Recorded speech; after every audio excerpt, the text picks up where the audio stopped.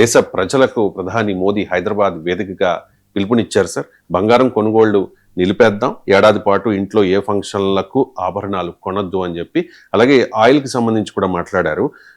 ఇంధన వినియోగం తగ్గించేలా ఈవీలు వాడదాం, కార్ పూలింగ్ చేద్దాం, ఇంధనంపై 2 నెలలుగా భారీగా భారం పెరిగిన భరిస్తూ ఉన్నాము అని చెప్పేసి, ఇంకా విదేశీ వస్తువులు కొనొద్దు, దేశీయ వస్తువులనే వాడండి అని కూడా పిలుపునిచ్చారు. వంట నూనె వినియోగం 10% తగ్గిస్తే అటు దేశ సేవ ఇటు దేహ సేవ అని కూడా మాట్లాడారు. ఒకసారి మోదీ పిలుపుని ప్లే చేయండి. गोल्ड यानी सोने की खरीद एक और पहलू है जिसमें विदेशी मुद्रा बहुत अधिक खर्च होती है.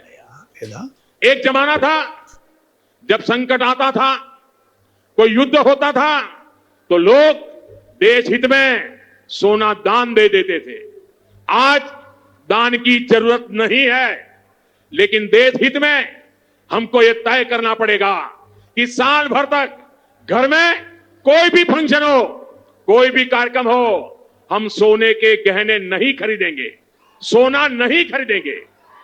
विदेशी मुद्रा बचाने के लिए हमारी देशभक्ति हमें चुनौती दे रही है और हमें इस चुनौती को स्वीकार करते हुए विदेशी मुद्रा को बचाना होगा. जैसे एक बड़ा संकल्प है पेट्रोल डीजल का संयम से इस्तेमाल करना. साथियों, हमें पेट्रोल डीजल का उपयोग कम करना होगा. शहरों में जहां मेट्रो है वहां हम तय करें कि हम मेट्रो का ही उपयोग करेंगे, ज्यादा से ज्यादा मेट्रो में ही जाएंगे. अगर कार में ही जाना जरूरी है तो फिर कार पूल करने का प्रयास करें और भी लोगों को साथ बिठा ले. अगर हमें कहीं सामान भेजना हो तो कोशिश करनी है कि वह ज्यादा से ज्यादा रेलवे गुड्स के जो ट्रेन होती है रेलवे की सर्विसेज से भेजे, ताकि इलेक्ट्रिक रेलवे होने के कारण पेट्रोल डीजल की जरूरत नहीं पड़ती है. जिन लोगों के पास इलेक्ट्रिक व्हीकल है ఇలా చాలా అంశాల మీద ప్రజలకు పిలుపునిచ్చారు ప్రధాని మోదీ ఇచ్చిన ఈ పిలుపు పట్ల విపక్షాలు కొన్ని విమర్శలు చేస్తూ ఉన్నాయి. రాహుల్ గాంధీ ఒక ట్వీట్ కూడా చేశారు. Modiji demanded sacrifices from the public yesterday. Don't buy gold, don't go abroad, use less petrol, cut down on fertiliser and cooking oil, take the metro, work from home. These are not సెర్మాన్స్, these are proofs of failure అని చెప్పేసి. Sir, అంటే ప్రజలకు మోదీ ఇచ్చిన పిలుపుని ఎలా అర్థం చేసుకోవాలి? అంటే ఇది ప్రభుత్వ వైఫల్యమా రాహుల్ గాంధీ ఆరోపిస్తూ ఉన్నట్టుగా, లేక సంక్షోభ సమయంలో ప్రజలను సమాయత్తపరచడమా? సంక్షోభ సమయంలో ప్రజల్ని సమాయత్తపరచడం అవసరము, దానికి ఖచ్చితంగా మనం ఏమి అభ్యంతరం చెప్పాల్సిన అవసరం లేదు. కానీ అదే సమయంలో ఈ సంక్షోభాన్ని మనము నివారించలేకపోయామా? ఈ సంక్షోభం ఎందుకు వచ్చింది? ఈ సంక్షోభానికి నివారించలేని పరిస్థితిలో ఉంటే సంసిద్ధంగా ఉన్నామా? మీకు కాస్త ఎకనామిక్ డేటా, గవర్నమెంట్ డేటా చెప్తాను. పాయింట్ 1, 2014లో నరేంద్ర మోడీ ప్రైమ్ మినిస్టర్ అయినప్పుడు మన దేశ మొత్తం ముడి చమురు అవసరాల్లో 77.6% దిగుమతి చేసుకునే వాళ్ళం. ఇప్పుడు 2026లో ఇది 88.6%కు పెరిగింది. ఎందుకు పెరిగింది? దేశీయ ముడి చమురు అన్వేషణ, ఉత్పత్తి పడిపోయింది. మరి దీనికి ప్రజలు ఏం చేయగలుగుతారు? మీరేం చేయగలుగుతారు? నేనేం చేయగలుగుతారు? మనం మెట్రో ఎక్కితే, మన కార్ పూలింగ్ చేసుకుంటే, మన వర్క్ ఫ్రమ్ హోమ్ చేస్తే ఏమవుతుంది? You can save energy but you can't produce energy. మరి ఎనర్జీ ప్రొడ్యూస్ చేసే పాలసీస్ను ఎవరు ఇంప్లిమెంట్ చేయాలి? ప్రభుత్వం కదా. సో క్లియర్గా ఇంపోర్ట్ డిపెండెన్సీ ఈ 12 ఏళ్లలో భారీగా 11% పెరిగింది. ఈ సిచ్యువేషన్కు నరేంద్ర మోడీకి బాధ్యత ఉండదా? ప్రభుత్వానికి బాధ్యత ఉండదా? ప్రజల త్యాగాలు కరెక్టే, మరి ప్రభుత్వ బాధ్యతలు ఏంటి అనేది పాయింట్. మీకు రెండవ ఎగ్జాంపుల్ చెప్తాను. స్ట్రాటజిక్ ఆయిల్ రిజర్వ్స్ అంటారు, వ్యూహాత్మక చమురు నిల్వలు అని. వ్యూహాత్మక చమురు నిల్వలు అంటే సింపుల్గా ఏంటంటే, ఇప్పుడు మనం శ్రీ నాగార్జున సాగర్ కట్టుకొని అందులో నీళ్లు పెట్టుకున్నాం. ఎందుకు పెట్టుకున్నాం? నీళ్లు లేని సమయంలో ఆ నీళ్లు వాడుకుందామనే కదా. ఫుడ్ కార్పొరేషన్ ఆఫ్ ఇండియా గోడౌన్లలో మన ఆహార ధాన్యాలు కొనుగోలు చేసి పంట వచ్చినప్పుడు అక్కడ పెట్టుకుంటాం. ఎందుకు? ఆహార సంక్షేమం వచ్చినప్పుడు ఉపయోగించుకోవాలని. సో అలాగే చమురు సంక్షోభం వచ్చినప్పుడు ఉపయోగించుకోవటానికి కూడా వ్యూహాత్మక చమురు నిల్వలు ఉంటాయి. సో మన దేశానికి 90 డేస్కు సరిపోయే వ్యూహాత్మక చమురులు ఉండాలి. ఇది ఇంటర్నేషనల్ బెంచ్ మార్క్. కనీసం 3 నెలల పాటు చమురు దిగుమతులు పూర్తిగా ఆగిపోయినా దేశంలో చమురు వినియోగంకు బంద్ ఉండకూడదు. ఇవాళ మన పరిస్థితి ఏంటి? 10 డేస్కి ఉంది. కేవలం 10 డేస్. అంటే ఇంటర్నేషనల్ బెంచ్ మార్క్ 90 డేస్కి ఉండాలని మోడీ ప్రభుత్వానికి ఎందుకు తెలియదు? మరి ఈ దేశంలో ఎన్నడూ లేని స్థాయిలో చమురు ధరలు పడిపోయింది ఎప్పుడు నరేంద్ర మోడీ ప్రైమ్ మినిస్టర్ ఉన్నప్పుడే. 2014లో నరేంద్ర మోడీ ప్రైమ్ మినిస్టర్ అయినప్పుడు మీకు $108 పర్ బ్యారెల్ ఉండే. అది ఒక దశలో కరోనా టైంలో $25 పడిపోయింది. తర్వాత కూడా $50-60లో చాలా రోజులు ఉన్నాయి. ఈవెన్ వెస్ట్ ఏషియా వార్కు ముందు కూడా $70 పర్ బ్యారెల్ ఉండే. మీకు 2013లో అయితే $140 పర్ బ్యారెల్ పెరిగింది. సో ఏ ప్రభుత్వమైనా ఏం చేయాలి? ఇంత తక్కువగా చమురు ధరలు పడిపోయాయి కనుక మనం ఏం చేయాలి? చమురు నిల్వలు పెంచుకోవాలి.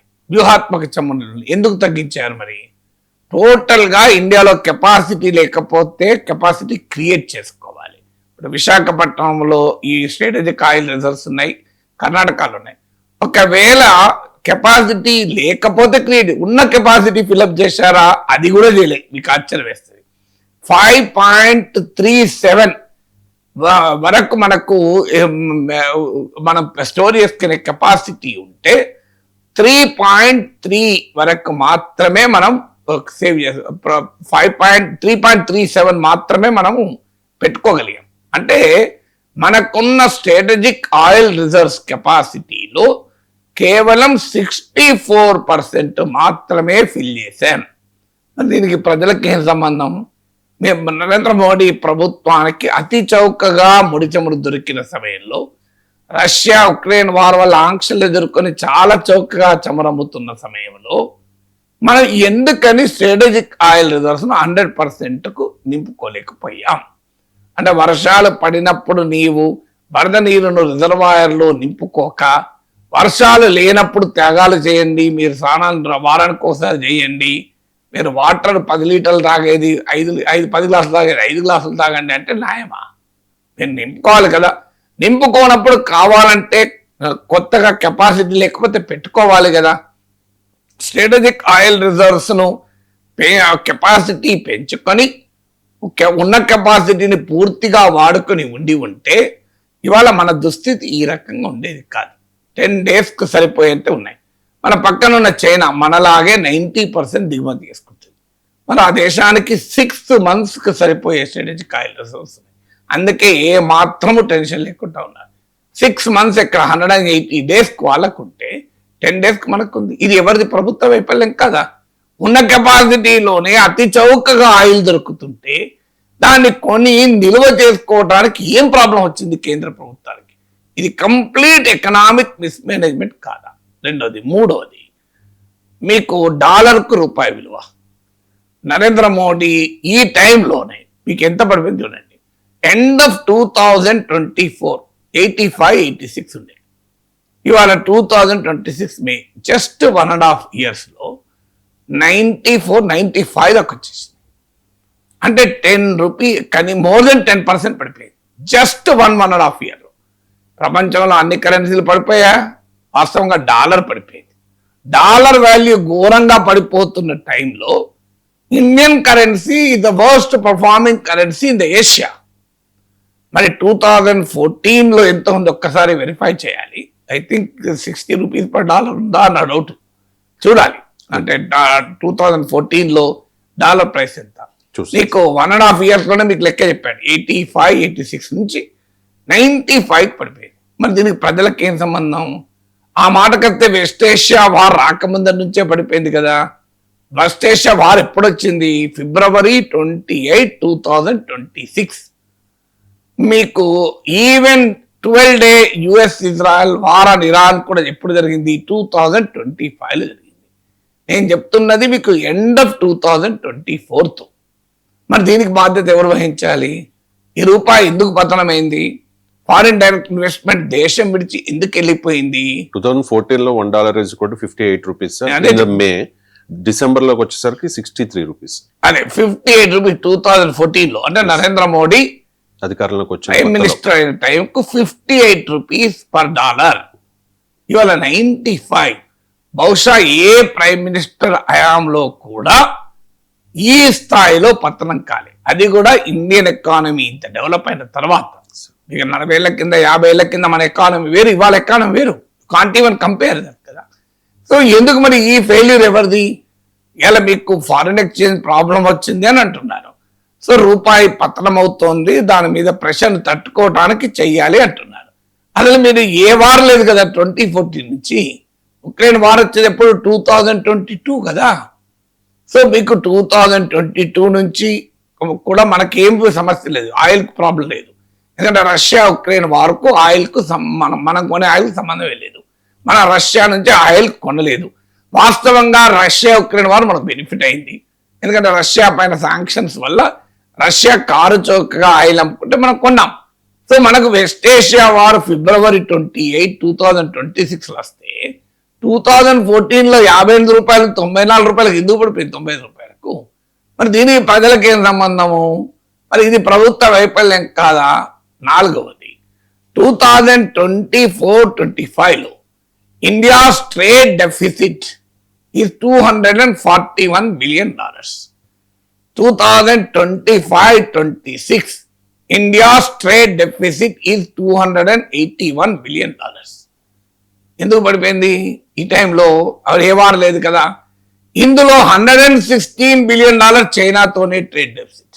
ఏం చెప్పారు మనకు? 2020లో డాల్వాన్ లోయర్ తర్వాత చైనా వస్తువులను బహిష్కరించండి, దేశభక్తి అంట. అదే చెడిపోయిన చైనా టీవీలను బాల్కలకి ఎత్తేయండి, ఆ ఫోటోలు తీసి వీడియోలలో పెట్టుకోండి అని ఎక్కలేని ఆన్లైన్ దేశభక్తి ప్రదర్శించారా లేదా? చైనా యాప్లను నిషేధిస్తున్నామని. మరి నరేంద్ర మోడీ హయాంలోనే చైనాతో అత్యధికంగా మన ఇంపోర్ట్స్ పెరిగాయి. ఎందుకు పెరగాలి? ఆఖరికి మన సరస్వతీ మాత విగ్రహాన్ని, మన దేవతల విగ్రహాన్ని కూడా చైనా నుంచి దిగుమతి చేసుకుంటున్నాం. మన హారతి కర్పూరాన్ని కూడా చైనా నుంచి దిగుమతి చేసుకుంటున్నాం. హిందుత్వ ప్రభుత్వం ఉన్న సమయంలో దేవతల విగ్రహాల్ని, హారతి కర్పూరాన్ని కూడా దిగుమతి చేసుకోవాలి. మనం తయారు చేసుకోలేమా? ఫర్నిచర్, నార్మల్ టేబుల్ చైర్లు కూడా దిగుమతి చేసుకుంటున్నాం చైనా నుంచి. దీన్ని ఎందుకు ఆపరాదు?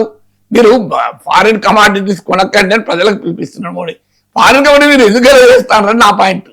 చీప్ చైనా గుడ్స్ ఎందుకు ఎలా చేస్తున్నారు? దీనికి ఆన్సర్ ఉండాలి కదా. చీప్ చైనా గుడ్స్ ఎలా చేస్తున్నారు? చైనాకు మన ఎక్స్పోర్ట్స్ పెరగడం లేదు. చైనాతో ట్రేడ్ టెన్షన్స్ ఉన్నా కూడా చైనా పైన మనం ఆధారపడుతున్నాం. ఎందుకు ఆధారపడాలి? డొమెస్టిక్ ప్రొడక్షన్ పెంచడానికి మనం ఎందుకు ప్రయత్నాలు చేయకూడదు? ఇప్పుడు దేశభక్తి అంటే దేశ ప్రజలు త్యాగాలు చేయడం కాదు. దేశ పారిశ్రామిక రంగం ఎందుకు పనిచేయడం లేదు? దేశ ప్రభుత్వం ఎందుకు పనిచేయడం లేదు? సో ఇది నేను మీకు ఇచ్చింది కేవలం కొన్ని గణాంకాలు మాత్రమే. ఎందుకంటే టూ మెనీ స్టాటిస్టిక్స్ ఉంటే బోర్ కొట్టే ప్రమాదం ఉంటుంది.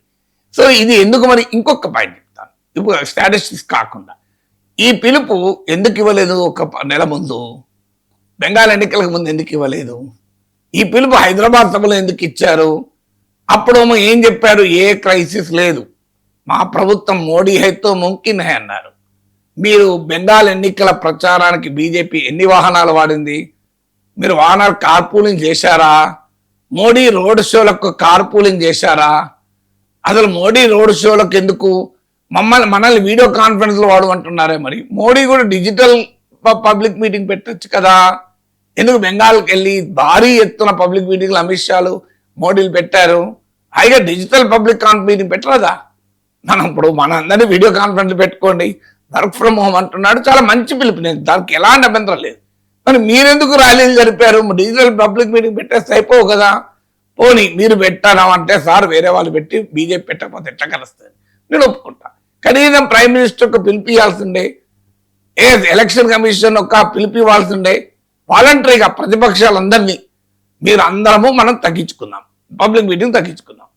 మీరేమో ఇష్టం అయితే నిన్నగాక మొన్న తెలుగుదేశం మంత్రులు సింగపూర్ వెళ్ళలేదా? వ్యవసాయ శాఖ మంత్రి వ్యవసాయం వెళ్ళండి సింగపూర్కి వెళ్ళి నేర్చుకోలేదా?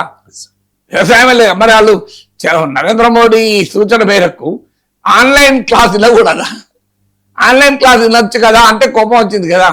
మరి మొదలు చెప్తున్నాడు కదా, మనమేమో ఆన్లైన్ లెక్చర్స్ ఆన్లైన్ మీటింగ్ ఉండాలి. మినిస్టర్లు మాత్రం ఈ క్రైసిస్ టైంలో ఫారిన్ ఎక్స్చేంజ్ ఛాలెంజెస్ ఉన్న టైంలో ఇప్పుడు వెళ్ళి సింగపూర్లో కొత్త నేర్చుకునేది ఏముందండి? మరి దానికి ఆన్లైన్ కాదు అంటే పార్టీలు నాయకులు ప్రజలకోమో త్యాగాలు చేయమని చెప్తారు, ప్రజలకోమో నీతులు చెప్తారు, వాళ్ళు మాత్రం అనుసరించరు. అంటే వాళ్ళు ఏమంటారు, మా కొరకు కాదు కదా అంటారు. మీకు నాయకులు స్పెషల్ ఎయిర్ క్రాఫ్ట్లో తిరుగుతుంటారు, మననేమో ప్రయాణం చేయొద్దంటారు ఫారెన్కు. మీరు ప్రత్యేక విమానం ఎందుకు? మీరు చెప్పండి, అమరావతి నుంచి హైదరాబాద్ వచ్చేవాళ్ళు, ఢిల్లీ నుంచి హైదరాబాద్ వచ్చేవాళ్ళు నాయకులు మిగతా ప్యాసింజర్లతో పాటు రావచ్చు కదా, ఏముంది? సెక్యూరిటీ అయితే చూసుకోవాలి కావాలంటే. లేదంటే ఒక ఆరు సీట్లు బుక్ చేయండి, ముందు 3, 4 3 వెనక 9 సీట్లు బుక్ చేయండి, సెక్యూరిటీ ప్రాబ్లం ఉండదు కదా.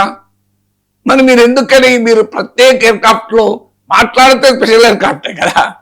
ప్రజలేమో కారు వాడద్దు, మీరు మాత్రం స్పెషల్ ఎయిర్క్రాఫ్ట్లో తిరుగుతుంటారు, అది కూడా వారానికి ఒకసారి తిరుగుతూ ఉంటారు. ఏం న్యాయం అండి ఇది? ఏం ధర్మం చెప్పండి? ఢిల్లీకి స్పెషల్ ఎయిర్క్రాఫ్ట్లో వెళ్తారు ఎందుకు? వీడియో కాన్ఫరెన్స్లో మినిస్టర్లతో మాట్లాడలేరా? కేంద్ర మంత్రులతో, అమిత్ షాతో చంద్రబాబు నాయుడు ఢిల్లీ వెళ్ళారు, ఏమున్నది? వీడియో కాన్ఫరెన్స్లో మాట్లాడదు చంద్రబాబు నాయుడుతోని జూమ్లో, అమిత్ షాతో జూమ్ కాల్లో మాట్లాడచ్చు కదా. అందువల్ల లీడర్ ఎవరు అంటే you should follow fast. Gandhi మహాత్ముని దగ్గరికి ఒక తల్లి బిడ్డను తీసుకొచ్చి, నా కొడుకు షుగర్ బాగా తింటున్నాడు మహాత్మా, మీరు చెప్పితే వింటాడని తీసుకొచ్చారంటే, ఒక నెల తర్వాత రండమ్మా అన్నట్టు. ఆ తల్లికి అర్థం కాలి, ఏంటి నెల తర్వాత రమ్మంటున్నారు, ఒక షుగర్ తినొద్దని చెప్పు అంటే అని. నెల తర్వాత మళ్ళీ బిడ్డను తీసుకొని దగ్గరికి తీసుకుని, నాన్న తినకూడదు మీరు అని చెప్పాడు. అంటే ఆ తల్లి ఏమడింది, మరి నెల కింద ఈ మాట ఎందుకు చెప్పలేదంటే, నాకే తినే అలవాటు ఉంది షుగరు, నేను మొదలు మార్చుకొని నా బిడ్డకు చెప్తాను, ఆ బిడ్డకు చెప్పాలి, ఆ బిడ్డకు చెప్పే నైతిక హక్కు నాకుందా అన్నట్టు గాంధీ మహాత్ముడు. ఎంత గొప్ప మాట చూడండి. ఏమైతే నేను మా అమ్మ డైనింగ్ టేబుల్ కూర్చొని లంచ్ చేస్తుంటే నాకు అలవాటు ఉంది కర్డ్లో ఉప్పు వేసుకోవడం, మా అమ్మకు అలవాటు ఉంది. మా అమ్మ ఉప్పు వేసుకుంటా అంటే మా మిస్సెస్ లేదత్తమ్మా మంచిది కాదు, బీపీ పెరుగుతుంది, మీకు ఆల్రెడీ బీపీ ఉంది, ఈ ఏజ్లో ఉప్పు తగ్గించండి, ఉప్పు వేసుకోకుండా కర్డ్ అలవాటు చేసుకోండి అన్నది. నేను కూడా వెంటనే మా అమ్మకు లెసన్ చెప్పిన, అమ్మ బీపీ పెరుగుతుంది వేసుకోవద్దు అది ఇదని. కానీ ఒక్కసారి నా ప్లేట్లో ఉప్పు చూసి నాకు అనిపించింది, అరే మా అమ్మకి చెప్తున్నానే అని చెప్పి ఆ క్షణం నుంచి నేను కర్డ్లో సాల్ట్ మానేశాను. ఇప్పుడు నేను కర్డ్లో సాల్ట్ వాడను, ఎందుకంటే నాకు మా అమ్మకి చెప్పే ముందు నేను వాడాలి కదా అని. గాంధీ మహాత్ముడు షుగర్ గుర్తొచ్చి వెంటనే అమలు చేశాను. ఎందుకంటే నా నాయకులు మొదలు మీరు మీ బాధ్యతలు నిర్వర్తించండి, ప్రజలకు తర్వాత త్యాగాలకు పిలిపివ్వండి. మేము మాత్రం బాధ్యతారహితంగా ఉంటాం, మీరు ప్రజలు మాత్రం త్యాగాలు చేయండి అంటే బాధ్యత ప్రజల మీద ఎందుకు మోపుతున్నారు అని అడుగుతున్నాను. మీ అసమర్థత కదా ఇప్పుడు నేను చెప్పిన లెక్కలన్నీ. మీరు హాయిగా 90 రోజుల పాటు మీరు ఆ వ్యూహాత్మక సమన్వయంలో పెట్టుకునే పరిస్థితి రాదు కదా. మీరు చేయగలిగిన అన్ని చేశాక అప్పుడు మీరు పిలిపియండి, నాకు అభ్యంతరం లేదు. కానీ మేం చేయము, మీరు మాత్రమే చేయాలంటే ఎట్లా? ఈ కనీసం మంత్రులు ఎవరు, ముఖ్యమంత్రులు ఎవరు ప్రధాన స్పెషల్ ఎయిర్క్రాఫ్ట్ వాడద్దు అని చెప్పండి. నేను ప్రైమ్ మినిస్టర్ని కూడా అంటలేదు, మిగతా వాళ్ళని చెప్పమంటున్నా. ఏమవుతుందండి మిగతా కార్ల ఫ్లైట్లు వస్తే ఏం ప్రాబ్లం ఏముంటుంది? అందరు చేస్తాను నేను, ఎందుకంటే కిషన్ రెడ్డి గారిని నేనే చూశాను ఎయిర్పోర్ట్లో, ఇద్దరు ఒకటే ఫ్లైట్కి ఢిల్లీ వెళ్ళాము. సో నాకు అదే మాతోనే లైన్లో ఉన్నాడు, కేంద్ర మంత్రి కూడా మాతో పాటు ఎక్కాడు. సో అలా అందరూ స్పెషల్ ఫ్లైట్ అంటే కిషన్ రెడ్డి ప్రతిసారి అలాగే వస్తున్నాడో స్పెషల్ ఫ్లైట్ ఎప్పుడైనా వెళ్తున్నా నాకు తెలియదు కానీ చెప్పాను, అందరూ చేస్తున్నాను అన్నాడు. కానీ చేసే వాళ్ళైతే ఆపాలి.